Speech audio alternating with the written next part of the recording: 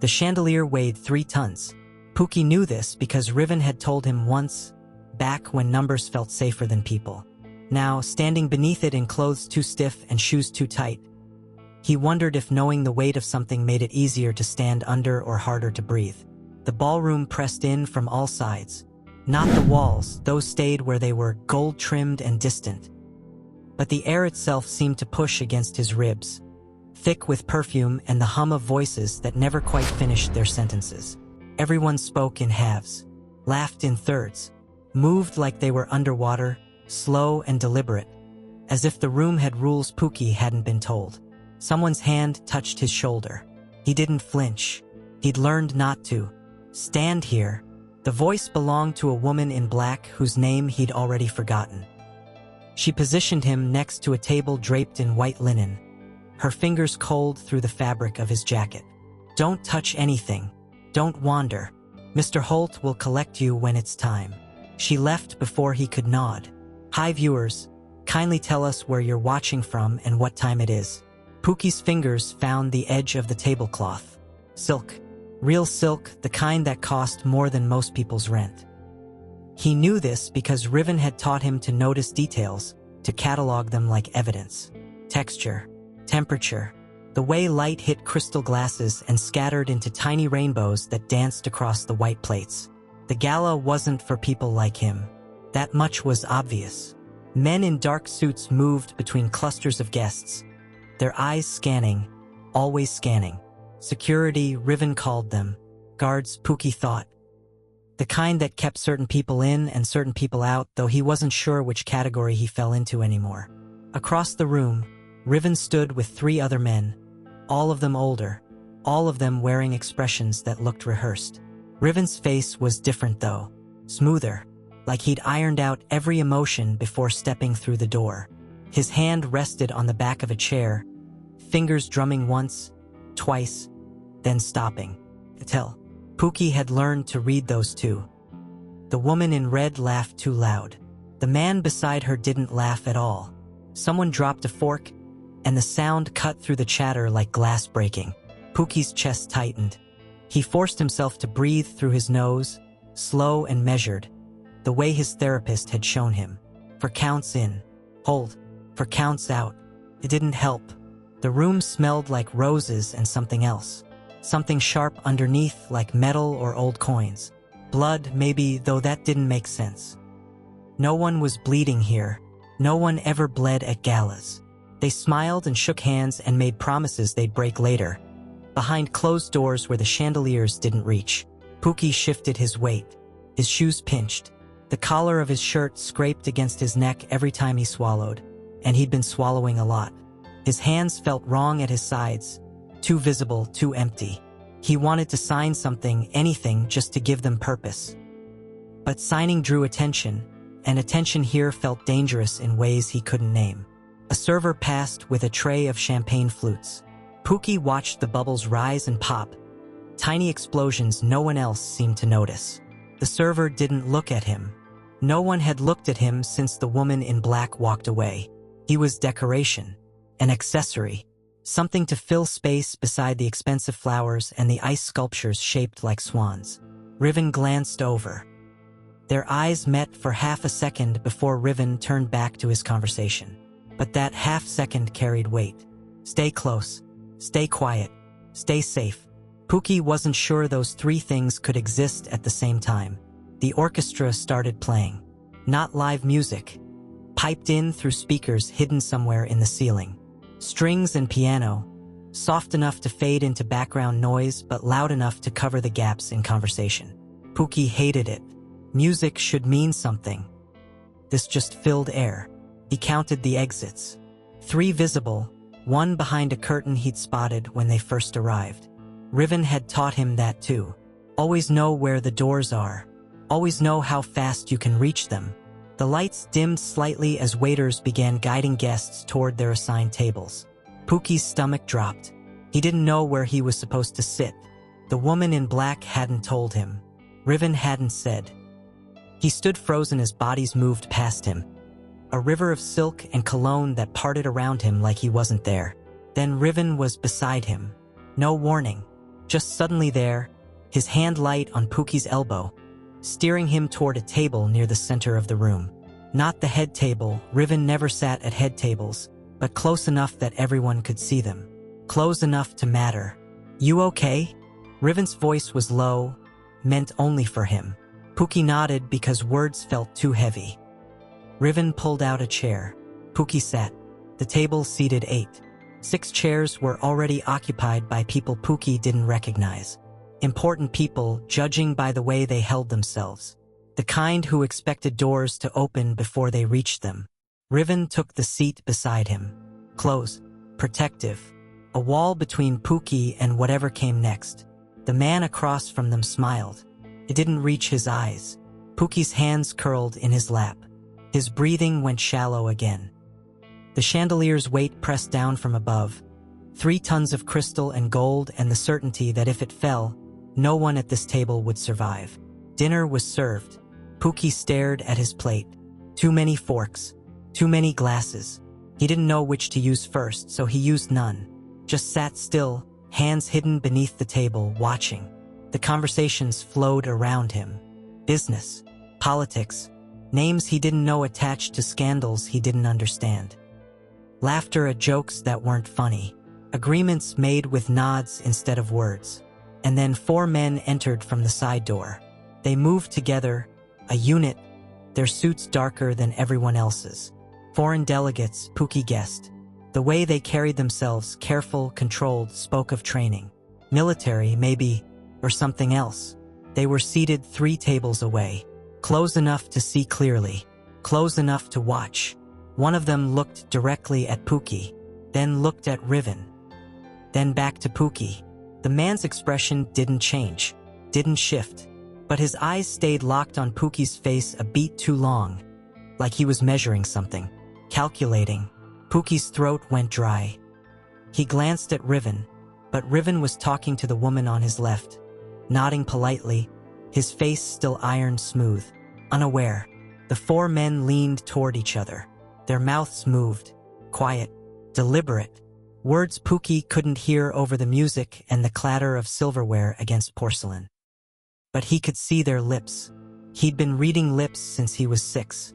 Survival skill, his first caseworker had called it. Compensation, the doctors said. Pookie just called it necessary. The first man's mouth shaped a word. Soft, precise, target. Pookie's heart kicked against his ribs. The second man responded. His lips barely moved, but Pookie caught it. Tonight, the third leaned in. Pookie strained to focus, to block out everything else. The music, the voices, the weight of the chandelier pressing down. The man's lips formed 2 syllables. Riven. Pookie stopped breathing. The 4th man, older, gray at the temples, spoke last.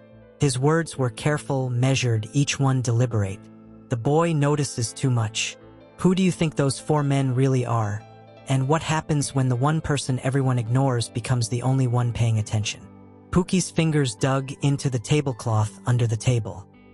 Silk bunched in his fists, expensive and fragile, like everything else in this room. His lungs burned. He'd forgotten to breathe again. For counts in, he forced air through his nose. For counts out, the panic didn't leave. It just moved lower, settling somewhere behind his ribs where it could wait. The 4 men weren't looking at him anymore. They'd turned to their own table, smiling at the guests beside them, raising glasses, playing the part. But Pookie had seen their mouths, had watched the words form, clear and sharp. Target. Tonight. Riven. His mind spun. Should he tell Riven? How? They were surrounded by people. Important people. The kind who smiled with too many teeth and watched everything. If Pookie interrupted now, if he made a scene, would anyone believe him? Would Riven? The woman on Riven's left laughed at something. High and bright, a sound meant to carry. Riven smiled back, that practiced smile he wore like armor. His hand rested on the table, relaxed. Safe. He had no idea. Pookie's chest tightened again. He hated this. Hated knowing things he couldn't say, seeing danger no one else saw. It had always been this way. At school. At the group home before Riven. At every foster placement that had failed. He'd watch adults miss the obvious, miss the lies, miss the hurt, and when he tried to tell them, they'd pat his head and say he was overstimulated, anxious, imagining things, but he wasn't imagining this. The server appeared with the second course. Pookie didn't look down, couldn't. His eyes stayed locked on the 4 men 3 tables away. They were eating now, normal, casual. One of them, the youngest, maybe early 30s, cut his steak with slow precision, each movement controlled. Military training, Pookie thought, or something worse. The older one, the one with gray temples, leaned back in his chair. His mouth moved again. Pookie focused, blocking out the orchestra music, the clink of glasses, the hum of 100 conversations. Security's predictable. The second man nodded. His response was quick, practiced. Cameras don't cover the northeast corner. Pookie's stomach dropped. They were planning something. Right here. Right now. In a room full of witnesses who wouldn't see it coming because they were too busy performing wealth. He glanced at the exits again. 3 visible. 1 behind the curtain. But the northeast corner, he didn't know which corner that was. Didn't know the room well enough. Riven had brought him here to keep him close, to keep him safe. But safe from what? From who? The third man spoke. Pookie caught only pieces this time. The angle was wrong, but he saw enough. Distraction. Why? Simple. Why? Pookie's eyes dropped to the glasses on his own table. Red wine in crystal stems, expensive and dark. Riven's glass sat untouched. He rarely drank at events like this. Stayed sharp, stayed ready. But what if the wine wasn't just wine? Pookie's breathing quickened. His hands shook under the table. He needed to do something. Needed to warn Riven. But how? He couldn't sign here. Too many eyes. Too many questions. And his voice, when he used it, came out wrong. Too soft. Too uncertain. People ignored soft voices. Riven turned to him suddenly. You need to eat something. Pookie blinked. Riven's expression hadn't changed. Still smooth and controlled. But his eyes were different. Concerned. He'd noticed Pookie's hands shaking. I'm fine, Pookie whispered. The words scraped his throat. You're not. Riven's voice stayed low, private. If you need to leave, we can. No. Pookie's fingers tightened on the tablecloth. I need to stay. Riven studied him. A long look, assessing. Then he nodded. Okay, but eat something. You're pale. Pookie forced himself to pick up a fork. His hand trembled. The silverware felt too heavy. He stabbed at something on his plate. Vegetables, maybe, and brought it to his mouth without tasting. Chewed, swallowed, repeated. Across the room, one of the 4 men stood. The youngest. He said something to his companions, gesturing toward the back of the ballroom. Then he walked away, casual, unhurried, like he was just stepping out for air. But Pookie saw the route he took. Saw him pause near the server station. Saw his hand brush against a tray of wine glasses.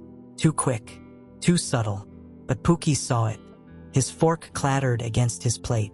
The sound was too loud. The woman beside him glanced over, eyebrows raised. Pookie froze. Sorry, he muttered. She smiled, dismissed him, turned back to her conversation. Riven's hand found Pookie's knee under the table.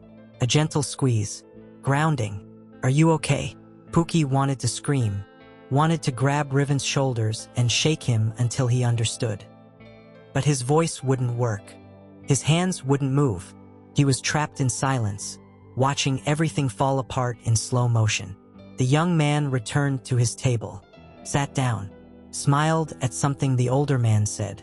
Normal, controlled, perfect. The servers began circulating again. Fresh wine. Pookie's heart slammed against his ribs as he watched a server approach their table. The man held a silver tray, 6 glasses balanced perfectly. He moved down the line. The woman beside Pookie accepted hers. The man across from them did the same. Then the server reached Riven. Wine, sir?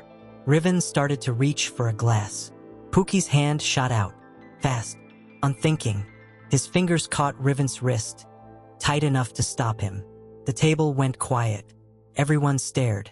Riven's eyes met his. Confused. Patient. Waiting. Pookie's mouth opened. Closed. No words came. Just panic. Just the horrible certainty that he was right but couldn't prove it. "Pookie?" Riven's voice was soft. Private. "What's wrong?" The server stood frozen, tray extended. The guests watched. The music played on. Pookie's lips shaped the word. Child. The word the men had used. The word that meant him. The word that made him a problem to solve. But before he could force sound past his throat, the older man at the other table stood. He raised his glass, tapped it with a knife. The sharp ring cut through the conversations. "A toast," he said. His accent was thick, precise. "To unity, to partnership, to the future we build together." The room murmured agreement. Glasses lifted. Riven's hand moved again toward the wine. Pookie's grip tightened. His nails dug into Riven's skin. Riven stopped, really looked at him this time. Saw something in Pookie's face that made him pause. "To absent friends," the older man continued. His eyes found Riven across the room. Held. "And to those who won't see tomorrow." The guests laughed. Polite. Appropriate. A joke about aging politicians. Nothing more. But Pookie saw the older man's mouth. Saw what he said next, too quiet for anyone else to hear. "Sleep well." The room exploded into motion. Glasses rising. Voices joining the toast. Laughter and music and the clink of crystal against crystal. And Riven's hand, still reaching. What would you do if you saw danger coming but no one could hear you scream? Pookie's world narrowed to that single glass. Crystal stem. Dark wine. Riven's fingers inches away. The toast ended. Voices faded back into conversation. But Riven's hand stayed suspended, waiting. He hadn't drunk yet. Hadn't lifted the glass. Just held it there, frozen by Pookie's grip on his wrist. "Pookie." Riven's voice was barely a whisper. "Tell me what you see." But Pookie couldn't. His throat had locked.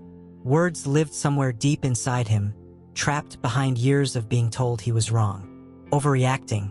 Too sensitive. He'd spent his whole life watching adults ignore what was right in front of them. And now he had to make Riven believe him with nothing but terror in his eyes. The woman beside Riven cleared her throat. "Is everything all right?" "Fine." Riven's tone was smooth, easy, but his eyes never left Pookie's face. "Just a moment." He set the glass down, untouched. Then he turned his full attention to Pookie, blocking him from the rest of the table with his body, creating a pocket of privacy in a room full of eyes. "Show me," he said quietly. Pookie's hands shook as he lifted them. Slow, careful. He signed without looking away from Riven's face. The movements were small, hidden between their bodies where no one else could see. "Danger. Men. Poison. You." Riven's expression didn't change, didn't dismiss, didn't doubt. He just nodded once, then glanced across the room. The 4 men were drinking. All of them, their glasses already half empty. One of them caught Riven looking and raised his glass slightly. A salute, a challenge, something else. Riven's jaw tightened, just a fraction, barely visible. But Pookie saw it. "Which men?" Riven signed back. His hands moved under the table, practiced and fluid. He'd learned sign language for Pookie, spent months mastering it until they could have whole conversations no one else could hear. Pookie pointed with his chin, subtle. The 4 at the corner table. Riven looked, studied. His fingers drummed against his thigh. Once, twice, that tell again. The one that meant he was calculating odds. Then he reached for his phone. Pulled it out slow, casual, like he was checking a message. His thumbs moved across the screen. Typing. Sending. 30 seconds later, a man in a dark suit appeared. Security. He leaned down to whisper in Riven's ear. Riven whispered back. The man straightened, nodded, disappeared into the crowd. Pookie's heart was still racing. His hands wouldn't stop shaking. He watched the 4 men, waiting for them to react. Waiting for something to happen, but they just kept eating, kept drinking, kept smiling. The older one, gray temples, controlled mouth, stood again. He excused himself from the table, headed toward the bathrooms. The route took him past Riven's table, close enough that Pookie could see his face clearly. The man's eyes slid to Pookie as he passed, just for a second, and his mouth curved into something that wasn't quite a smile. Clever boy. Pookie's blood went cold. The man kept walking, disappeared through a door at the back of the ballroom. Riven's hand found Pookie's again. Squeezed. Held on. Minutes crawled. The orchestra played. Guests laughed. Servers cleared plates and brought dessert. Everything normal. Everything fine. Except Pookie couldn't breathe right and Riven's hand stayed locked around his. Tight enough to hurt. The security guard returned. Leaned down. Whispered. Riven's face stayed blank, but his grip on Pookie's hand tightened. What? Pookie's voice cracked. Barely audible. They found something, Riven murmured. In the wine. Not enough to kill. Just enough to make someone sick. Disoriented. Pookie's stomach twisted. Why? Chaos. Riven's voice was flat. Distraction. Get me out of the room while I'm weak. Finish it somewhere private. But you didn't drink. No. Riven's eyes met his. I didn't. Because you stopped me. The weight of that settled between them. Pookie had saved Riven's life. Except he hadn't. Not really. The men were still here. Still dangerous. Still planning something. What happens now? Pookie signed. Now? Riven's mouth twitched.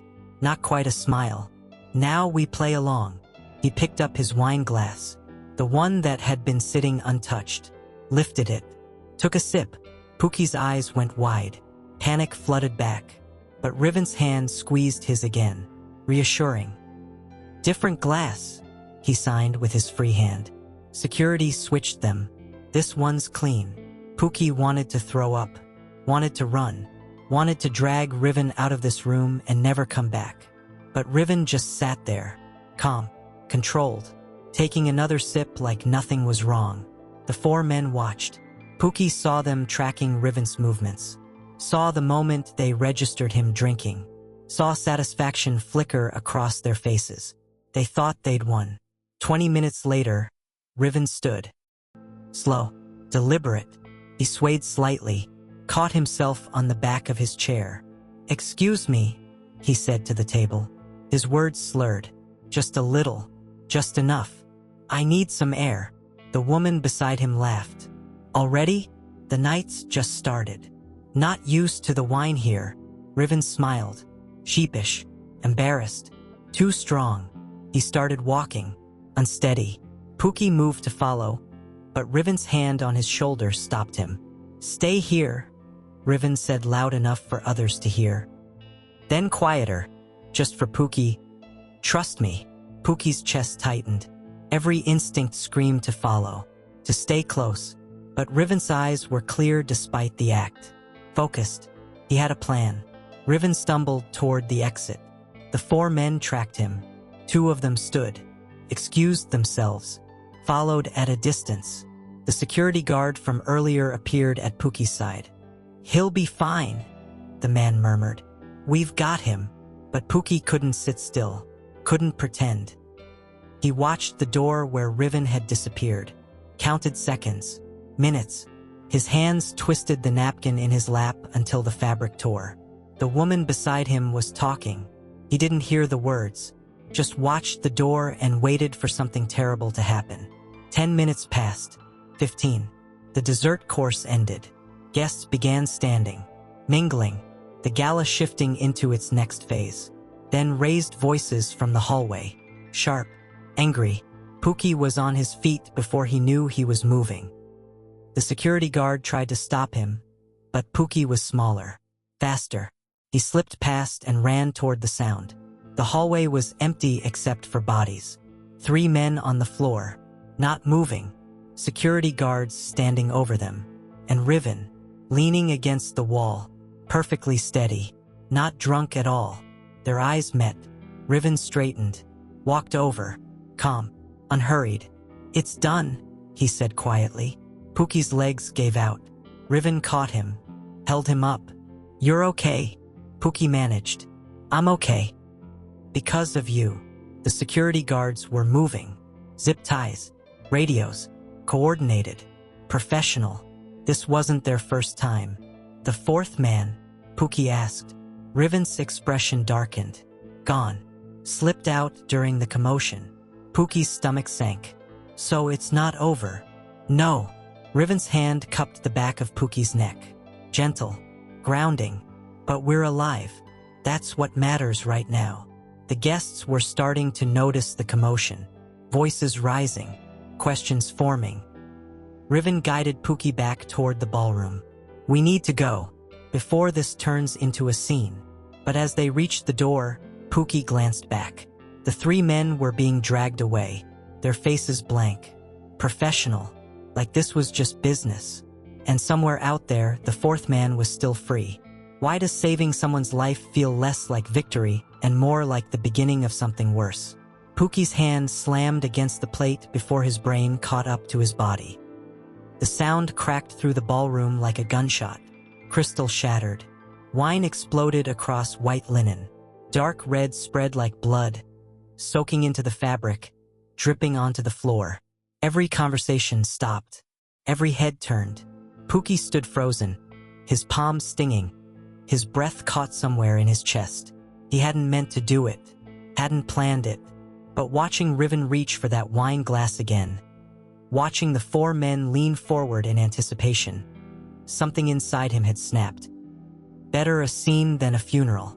Riven's hand hovered in midair, wine dripping from his fingers. His face was blank, shocked. For 3 seconds, he just stared at Pookie. Then his expression shifted, hardened. He looked at the mess on the table, Pookie's shaking hand, at the crowd of guests now rising from their seats to see what had happened. "What?" the woman beside Riven started. "He's fine." Riven cut her off. His voice was steel wrapped in silk. "Just overstimulated. I'll handle it." But he didn't move to comfort Pookie, didn't apologize to the guests. He was staring at the spilled wine, at the pattern it made across the tablecloth, at the glass still rolling across the floor. The security guard from earlier appeared. Then another, both of them scanning the room with sharp eyes. "Sir?" one of them said quietly. Riven's jaw tightened. "Clear the table. Test everything." The guard's eyebrows rose. "Everything. Everything." The guests were muttering now, confused, uncomfortable. This wasn't how galas were supposed to go. Someone laughed nervously. Someone else suggested maybe the boy needed to step outside. Pookie wanted to disappear, wanted the floor to open and swallow him whole. His hand throbbed. Wine stained his sleeve, and every eye in the room was on him like he was the problem, like he was the thing that didn't belong. Riven stood, calm, controlled. He placed himself between Pookie and the crowd. "A wall. Excuse us," he said to the table. Then louder, to the room, "Please continue. We'll be back shortly." His hand closed around Pookie's elbow. Firm, not rough. He guided Pookie away from the table, through the maze of guests who parted like water, their expressions ranging from pity to annoyance to barely concealed disgust. Pookie kept his eyes down, focused on breathing, on putting one foot in front of the other, on not collapsing under the weight of everyone's stares. They made it to the hallway. Riven pushed him into a side room, some kind of coat check, empty now, and shut the door. Silence crashed over them. Pookie's legs gave out. He sank against the wall, sliding down until he hit the floor. His hands wouldn't stop shaking. His chest felt too tight. "I'm sorry," he gasped. "I'm sorry, I didn't mean." "Stop." Riven crouched in front of him. His hands found Pookie's shoulders, steadying. "Look at me." Pookie forced his eyes up. Riven's face was different now. Not the smooth mask he wore for guests. This was real, raw, afraid. "Tell me why," Riven said quietly. "Why did you do that?" Pookie's throat worked. He signed because speaking felt impossible. "Saw them. For men. They planned it. Watched you. Watched the wine." Riven went very still. "You're sure?" Pookie nodded. You saw them planning this? Tonight. Another nod. Riven's hands tightened on Pookie's shoulders. Why didn't you tell me? Because no one ever believes me. Because I'm always wrong. Because you were surrounded and I couldn't. I tried, Pookie whispered. The words scraped out. I tried to stop you. You did stop me. Riven's voice cracked. Just slightly. You did exactly what you needed to do. A knock at the door. The security guard stepped inside, his face grim. Sir, we tested the wine. You need to see this. Riven stood. His hand stayed on Pookie's shoulder. What did you find? Trace amounts of rohypnol. Not enough to be lethal. Just enough to disorient. Riven's expression went cold. Dangerous. In which glass? The one he knocked over. The guard gestured to Pookie. And 2 others at your table. Yours was one of them. The air left the room. Pookie's vision tunneled. He'd been right. He'd actually been right. The men. Riven's voice was ice. Already detained. 3 of them. The 4th is gone. I know. Riven's hand moved to Pookie's hair. Gentle. Grounding. Get them somewhere secure. I want answers. The guard nodded and left. Riven sank down beside Pookie on the floor. For a long moment, neither of them spoke. Just sat there in the empty coat check while the gala continued without them. You saved my life, Riven finally said. You would have figured it out, Pookie whispered. Maybe, maybe not. Riven turned to look at him. But you saw it first. You acted. That matters. Everyone thinks I'm crazy. Everyone's wrong. Pookie's throat tightened. What happens now? Riven was quiet for a moment. Then, now I find out who sent them. And why. And the 4th man? Is a problem for later. Riven's hand found Pookie's. Squeezed. Right now, I need you to tell me everything you saw. Every word. Every gesture. Everything. So Pookie did. Talked until his voice gave out. Described the way the men had moved. The words their lips had formed. The moment the youngest had touched the wine tray. Riven listened without interrupting. His face grew darker with each detail. When Pookie finished, Riven was quiet for a long time. What? Pookie asked. They knew, Riven said slowly. They knew you could read lips. Pookie's blood went cold. How? I don't know. But that last thing you saw, the old man saying you noticed too much, that wasn't about tonight. That was them identifying you as a threat before anything happened. The implications settled like stones in Pookie's stomach. They were going to... Yes. Riven's voice was flat. After me, they would have dealt with you. Pookie couldn't breathe, couldn't think. His hands started shaking again. Riven pulled him close, held him tight. But they didn't, because you were smarter, faster, braver than they expected. I'm not brave. I'm terrified. Being terrified and acting anyway is the definition of brave. Outside the door, voices rose. The gala was ending. Guests were leaving. The night was almost over. But Pookie knew, somewhere deep in his bones, that this wasn't the end of anything. The 4th man, he whispered against Riven's shoulder. He's still out there. I know. What if he comes back? Riven's arms tightened. Then I'll be ready. But neither of them sounded convinced. When the people who want you dead know exactly what makes you dangerous, how do you stay one step ahead? The room Riven brought him to was smaller than Pookie expected. No windows, just 4 walls, a table, and 2 chairs.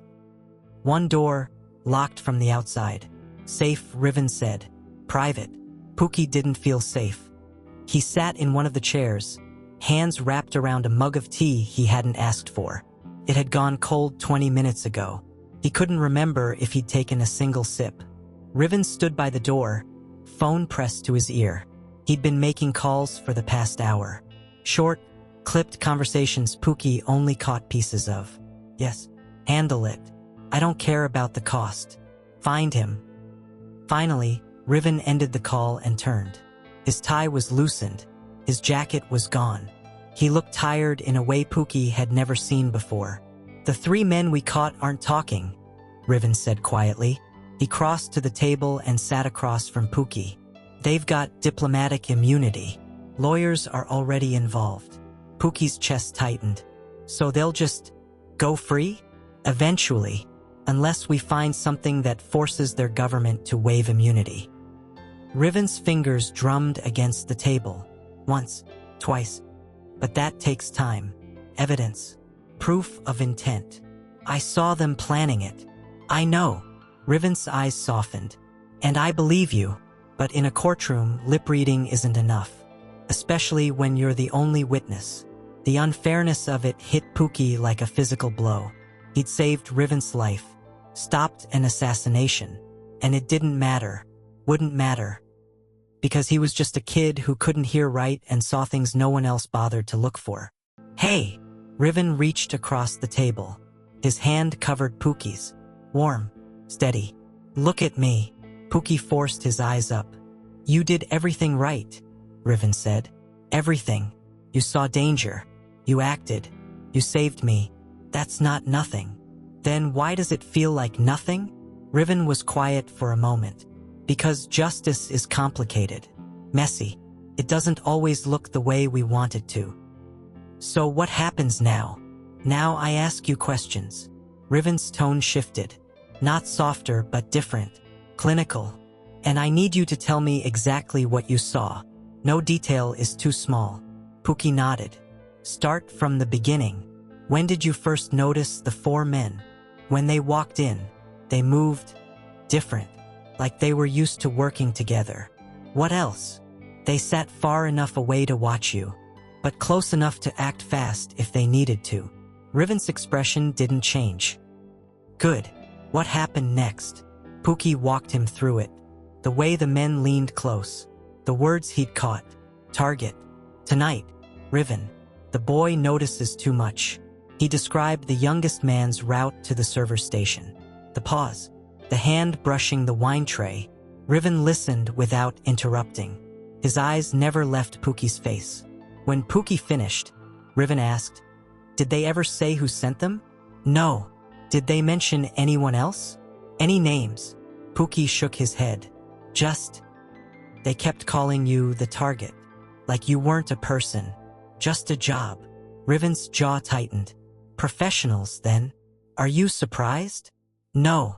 Riven leaned back in his chair. But I'd hoped I was wrong. About what? About who wants me dead. Riven's eyes went distant. There's a list. Always is in my line of work. But this hiring foreign operatives, using a public event as cover, targeting you as collateral, that narrows it down. Pookie's stomach twisted. Collateral. They were going to kill you too, Pookie. After me.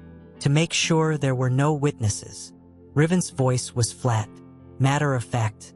That tells me this isn't about business. It's personal. How is that better? It's not. Riven's eyes refocused. But it means I know where to look. And the 4th man? Is the key. Riven stood, started pacing.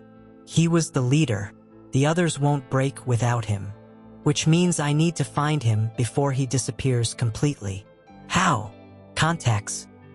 Favors. Money. Riven's mouth curved into something that wasn't quite a smile. I've been doing this a long time. People owe me. And when people owe me, they pay. Pookie watched him pace. Watched the way Riven's mind worked behind his eyes. Calculating. Planning. Building something Pookie couldn't see yet. What do you need me to do? Pookie asked quietly. Riven stopped. Turned. Nothing. Nothing. You've done enough. More than enough. Riven crossed back to the table. Crouched beside Pookie's chair so they were eye level. From here, this is my problem. Not yours. But I can help. No. Riven's tone left no room for argument. You're 13 years old. You should be worried about school and friends and normal things. Not assassination attempts. I don't have friends. Exactly. Riven's hand found Pookie's shoulder. And that's my fault. I've kept you too close. Made you part of a world you should never have seen. I chose to be here. You were a kid in a group home. You didn't choose anything. I chose for you. Riven's grip tightened. And tonight, That choice almost got you killed. Pookie's throat tightened. So what? You're sending me back? No. The word was immediate. Certain. Never. But I'm going to make some changes. Keep you safer. Keep you separate from this part of my life. I don't want to be separate. Too bad. Riven's expression softened. Because I'm not losing you. Not to them. Not to anyone. The door opened. The security guard from earlier stepped inside. Sir, the lawyers are here. They're demanding to see their clients. Riven stood. Let them wait. They're threatening to file complaints. Make this public. Let them. Riven's voice went cold. The second this goes public, it becomes everyone's problem, including their governments. They won't risk that. The guard nodded and left. Riven turned back to Pookie. I need to deal with this, but I want you to stay here. Don't open the door for anyone except me. Understand? Pookie nodded. Riven started toward the door, then stopped. Looked back. What you did tonight? His voice caught. Just for a second.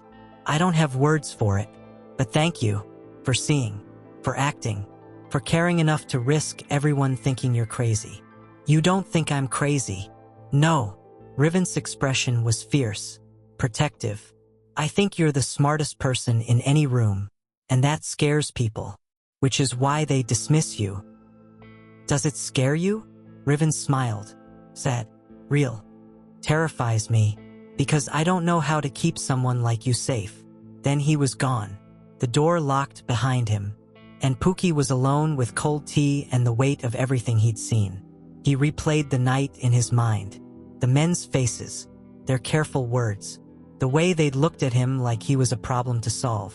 The fourth man was still out there, and Pookie had a feeling, deep and certain and impossible to shake, that this wasn't over, not even close. When the person trying to protect you won't let you help, and the people trying to kill you are still free, what's left except waiting for the next move? 3 weeks passed and nothing changed. The 4 men weren't arrested, weren't deported, weren't even questioned publicly. Their lawyers had buried everything under paperwork and diplomatic red tape so thick it would take years to cut through. Pookie sat in Riven's study, staring at the stack of newspapers on the desk.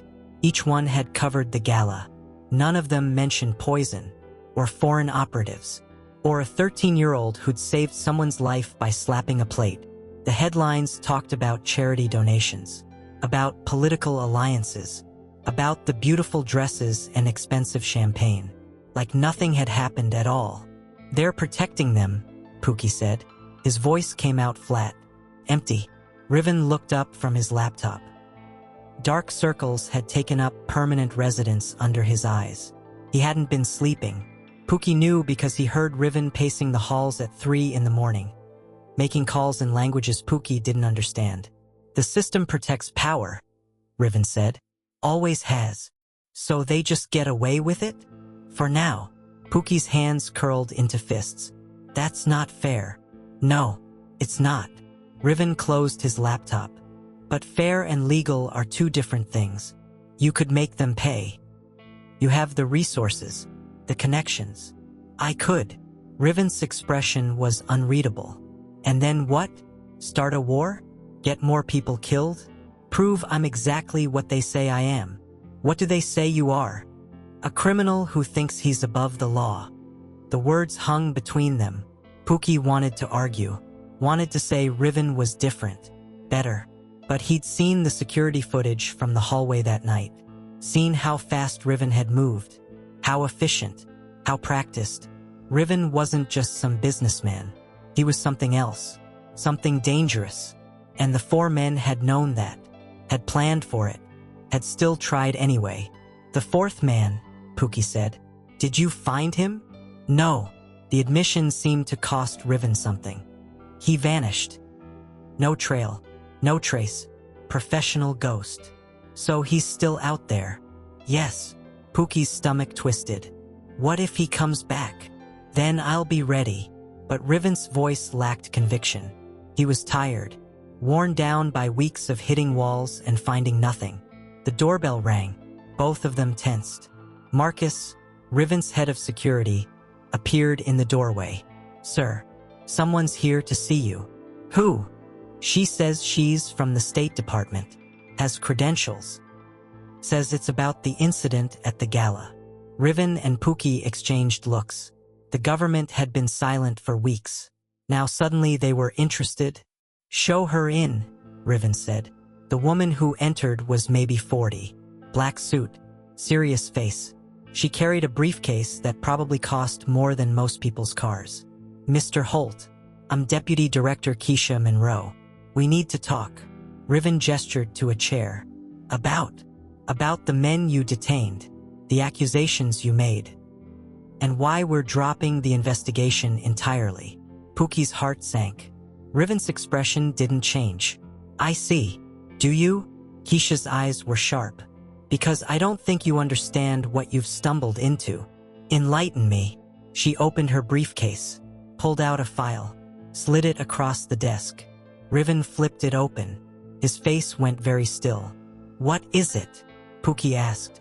Riven didn't answer, just kept reading, page after page, his jaw getting tighter with each one. Finally, he closed the file, looked at Keisha. "How long?" "5 years. Maybe more." She leaned back in her chair. "The 4 men you caught? They're part of a network. A big one. Trafficking. Money laundering. Using charity foundations as fronts. And the government knows? We suspected, but we couldn't prove it. Until you handed us 3 of them on a silver platter." Keisha's expression was grim. "Which is why we're asking you to back off." Pookie's blood went cold. "What?" "We need them free," Keisha continued. "Need them to lead us to the bigger players. If we prosecute now, we lose the entire network." Riven's hands flattened on the desk. "They tried to kill me. And him." He gestured to Pookie. "And you want me to just let them walk? I want you to trust that we're building a case that will take down everyone involved. Not just 4 operatives, but the people giving them orders, the people funding them, the entire structure. How long will that take?" 2 years. Maybe 3. 2 years. Riven's voice was ice. "While they're free. While the 4th man is still out there. While my son," he stopped, corrected, "while Pookie is in danger." Keisha's eyes flickered to Pookie, back to Riven. "We can offer protection. I don't need your protection. I need justice. Justice takes time. Justice is supposed to protect the innocent." Riven stood. "But you're asking me to sacrifice safety for a case that might not even succeed." "It will succeed." Keisha stood too. "But only if you step back and let us work." Riven was quiet for a long moment. Pookie could see him thinking, calculating, weighing options he didn't have. "No," Riven finally said. Keisha blinked. "Excuse me?" "I said no. I'm not backing off. I'm not waiting 2 years. And I'm sure as hell not trusting a system that's already failed." "Mr. Holt, those men targeted a child. My child. And you want me to just forgive that? Forget it?" Riven's voice dropped. "Dangerous. You don't know me very well." Keisha's expression hardened. "If you interfere with this investigation, I will bury you. Professionally. Legally. Every connection you have. Every business deal. Every account. I will burn it all." "Try." They stared at each other. 2 predators sizing each other up. Finally, Keisha picked up her briefcase. "You're making a mistake. Wouldn't be the first time." She left without another word. The door closed. Silence crashed down. Pookie's hands were shaking. "What are you going to do?" Riven sat back down, opened the file again, started reading more carefully this time. "What I should have done from the beginning," he said quietly. "Find them myself. The government said. The government wants to build a case. I want my family safe. Those are 2 different goals." Riven's eyes met Pookie's. "And I know which one matters more. But if you go after them, you'll lose everything." "Maybe." Riven's mouth curved. Not quite a smile. "Or maybe I'll win. And maybe that matters more than what I lose." Pookie wanted to argue, wanted to say it wasn't worth it. But looking at Riven's face, At the determination there, the fierce protectiveness. He knew nothing he said would change anything. Riven had already made his choice. The only question was what it would cost. When the people meant to deliver justice ask you to wait while danger still breathes, do you trust the system or burn it down yourself? The charity foundation was called New Horizons. Clean website, smiling children in the photos, mission statement about breaking cycles of poverty through education. All of it was a lie. Pookie sat beside Riven in the car, watching the building through tinted windows. 3 stories, glass front, security cameras every 20 feet. Normal, professional. Exactly the kind of place people trusted with their donations. This is one of theirs? Pookie asked. One of dozens. Riven's fingers tapped against his thigh. That tell again. Money flows in from legitimate donors. Gets mixed with dirty cash. Flows out clean. Classic laundering. And the government knows? They suspect. But suspicion isn't proof. Riven pulled out his phone. Started scrolling through documents. Look at this. Board members with diplomatic ties. Accountants who've worked for 3 other foundations that got shut down for fraud. Donation patterns that don't make sense. Pookie leaned closer. The numbers made his head hurt. Millions moving between accounts. Transfers to offshore banks. Payments to shell companies that didn't seem to exist. How'd you find all this? Money leaves trails. You just have to know where to look. Riven zoomed in on one section. See this? Monthly payment to a consulting firm in Cyprus. Except the firm has no employees, no office, no services listed. What's it for? Payroll. For people like the 4 men at the Gala. Riven's jaw tightened. This is how they fund operations. Hide it in charity budgets where no one thinks to look. Pookie's stomach turned. How many kids were supposed to get help from that money? Hundreds, maybe thousands. Riven closed the file. Instead it paid for poison and assassins. They sat in silence. Pookie watched people walk past the building. Normal people, dropping off donations, picking up information packets, trusting that their money would help someone. None of them knew. We should tell them, Pookie said. Tell them what? That we suspect fraud? They'll ask for proof, evidence, things that take months to gather. Riven's expression was grim. By the time we have enough, the foundation will be dissolved and reformed under a new name. The people running it will disappear. And it'll start all over again. So what do? We stop playing by their rules. Marcus appeared at the driver's window. Knocked twice. Riven rolled it down. The audit? Riven asked. Scheduled. Anonymous tip to the IRS about financial irregularities. They'll be here next week. And the board members? 3 of them have ties to the men we caught. I've got evidence linking them to other operations. Enough to ask uncomfortable questions. Good. Riven's fingers drummed faster. What about the 4th man? Marcus hesitated. No movement, but I've got people watching. If he surfaces, we'll know. He will surface. Eventually. Men like that can't stay hidden forever. Marcus nodded and walked back to the other car. Pookie turned to Riven. You're not waiting for the government, are you? No. You're going to take them down yourself. I'm going to make it impossible for them to operate. Cut their funding. Expose their networks. Force their hand. Riven's voice was calm. Clinical. They wanted to start a war. I'm going to finish it. By yourself. I'm not alone. Riven's hand found Pookie's shoulder.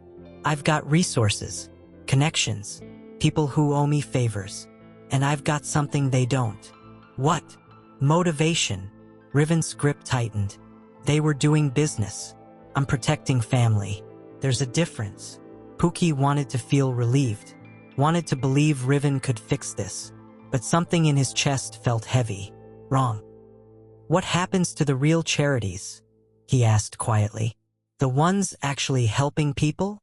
Riven was quiet for a moment. Some of them will get caught in the crossfire. Funding will dry up. Programs will close. Innocent people will suffer. That's not fair. No, It's not. Riven's voice was flat. But the alternative is letting them continue. Letting more kids go without help so criminals can profit. That's not fair either. So we're just choosing which unfair thing happens? Yes.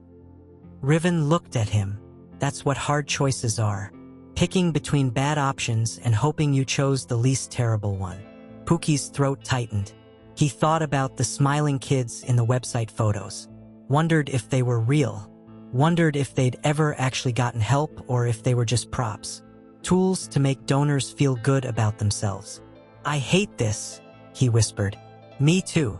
Riven's hand moved to the back of Pookie's neck. Gentle. Grounding. But sometimes the right thing doesn't feel good. It just feels necessary. They watched the building for another 20 minutes. Pookie counted the people going in and out, memorized faces, wondered which ones knew, which ones were complicit, which ones were just doing their jobs and had no idea they were part of something rotten. Finally, Riven started the car. Where are we going? Pookie asked. Home. To wait. For what?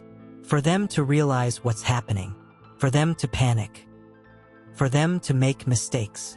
Riven pulled into traffic. Taking down a system isn't about one big move.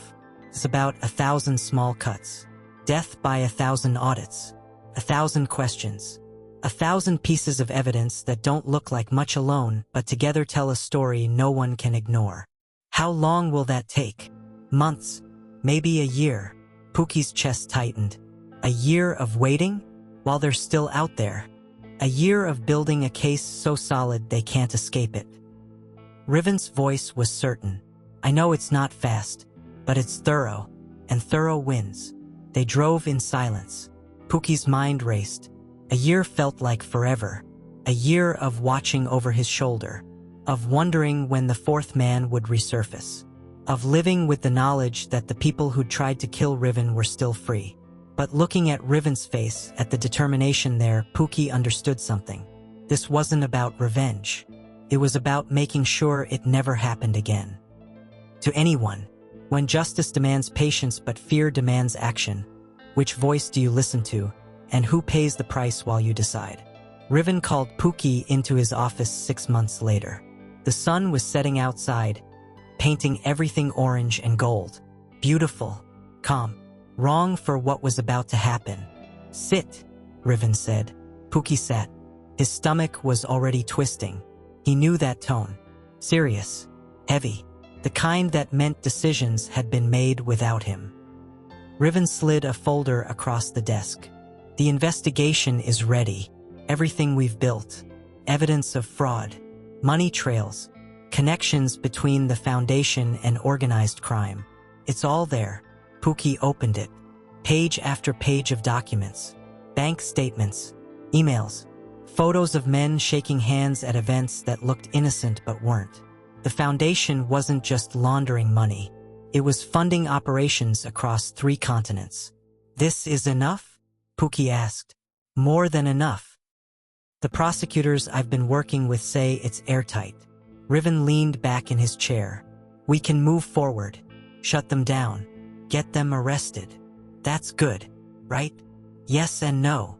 Riven's expression was complicated. If we prosecute, we win. The foundation gets dissolved. Key players go to jail. But what? But 23 legitimate charities are tied to their funding network.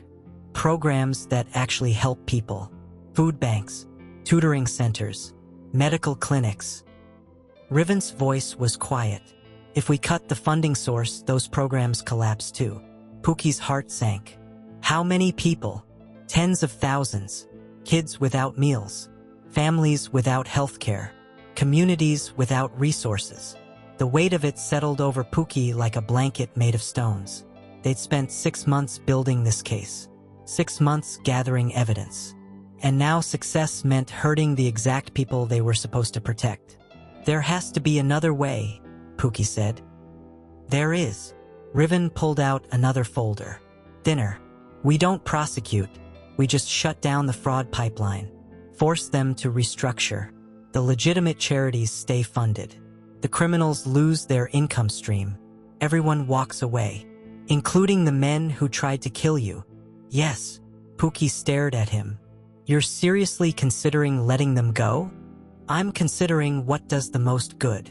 Riven's fingers found the desk, started drumming. Putting 4 men in jail feels satisfying. But saving thousands of kids? That matters more. They tried to murder you. They were going to kill me. I know. And you're okay with them never facing consequences? No. Riven's voice cracked. Just slightly. I'm not okay with it at all. But I'm less okay with kids going hungry because I needed revenge. Pookie's hands curled into fists. This isn't fair. Justice rarely is. Don't give me philosophy. I want... Pookie stopped, took a breath. What do you want me to say? Nothing. I'm not asking for permission. Riven's eyes were tired. Said, but I am asking what you think. Because this affects you too. Pookie looked down at the folders. Evidence and lives. Punishment and prevention. Everything he'd thought he wanted on one side. Everything that actually mattered on the other. What happens if we don't prosecute? He asked quietly. The foundation gets restructured. New board, new oversight, independent audits every quarter. The criminals lose control, but the good work continues. And the 4 men? Blacklisted, flagged. They'll never work in this space again. And if they try anything else, we'll have everything we need to move fast. So they're not free, just controlled. Exactly. Pookie was quiet for a long time. He thought about the gala, the wine, the way the older man had looked at him like a problem to solve. He thought about the fear, the sleepless nights, the way his hands still shook sometimes when he remembered. He wanted them punished, wanted them to hurt the way he'd hurt. But he also thought about kids he'd never met. Kids who needed meals and medicine and hope. Kids who had nothing to do with this but would suffer anyway if the funding disappeared. I don't want to choose this, he finally said. I know. I want them to pay. Me too. But I don't want innocent people to suffer because I'm angry. Riven's expression softened. That's the hardest part of being good. Knowing when to put others first even when it costs you everything. Pookie's throat tightened. So what do? We do the hard thing. Riven stood, walked around the desk, placed his hand on Pookie's shoulder. We restructure. We protect the charities.